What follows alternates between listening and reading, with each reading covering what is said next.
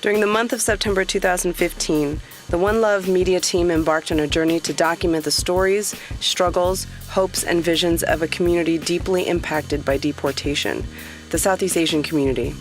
We traveled to places like Madison, Providence, Charlotte, New Orleans, San Diego, Long Beach, Seattle, and Philly.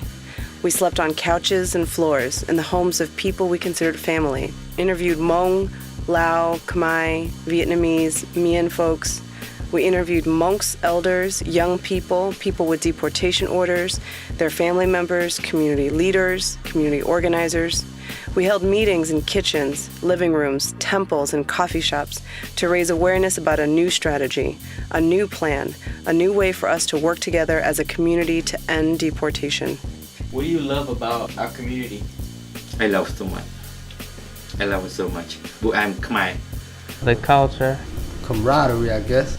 We help each other. The passion we have. The people. The temple. The resilience. Ability to deal with adversity. It's full of love.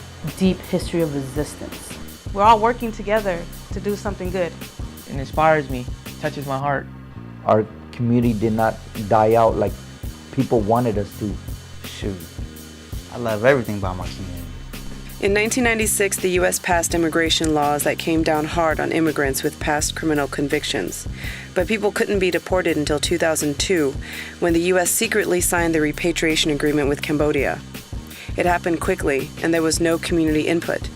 Without warning, our people began being taken away. Fathers, brothers, uncles, cousins, sisters, people who had served their time. I always felt like being deported was a life sentence. Everybody that has probably gone through the system was blindsided. He was in jail before, and he came back out, and we really thought it was done, it was over. You eat a bowl of rice, no matter what. You live a good life, but your kid over there, you know what I'm saying? You're never happy. It hurt my whole family.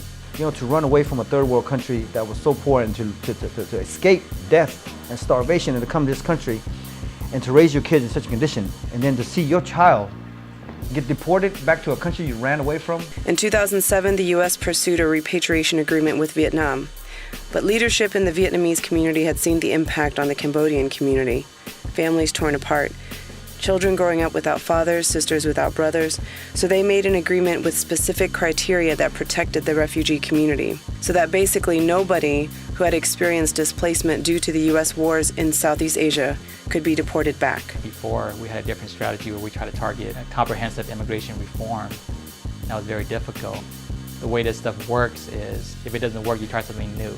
For our new strategy, we want three things. First, we want the Vietnamese agreement to stay the same.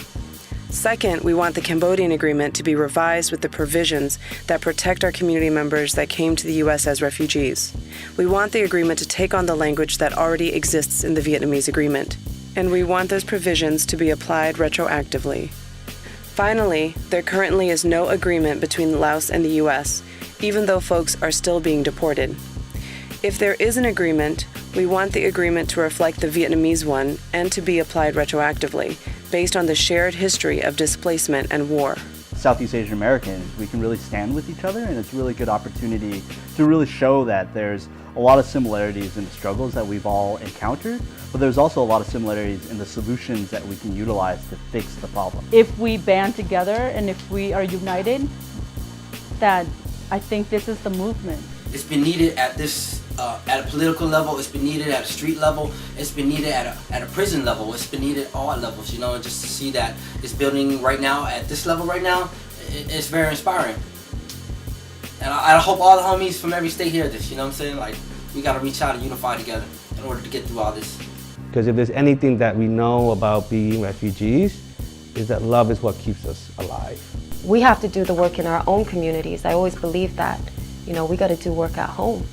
People are coming together for causes rather than just, their pride or whatever it is that they, once stand or stood for. The struggle that we go through is not make-up story. This is real issue that impacting our community.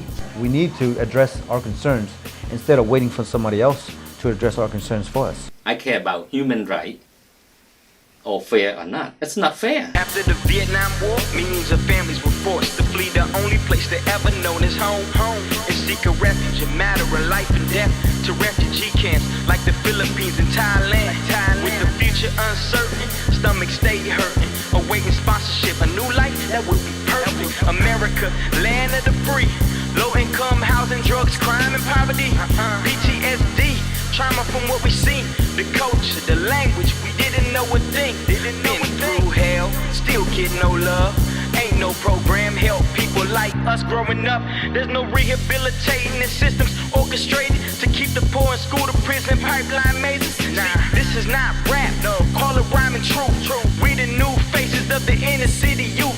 Probation, detention, incarceration, the courts. 96 brought the laws for us to get deported. No right to due process, crimes small to big, retroactive, including crimes before 96.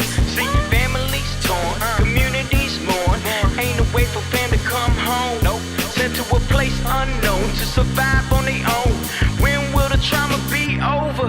We start to rally for a win in 02 with SEAFN. One love, join the fight in 2010. Though the struggle was tense, now it makes sense to approach the game plan with new lens. For our right to return, we must all be concerned to rise with refugee resilience.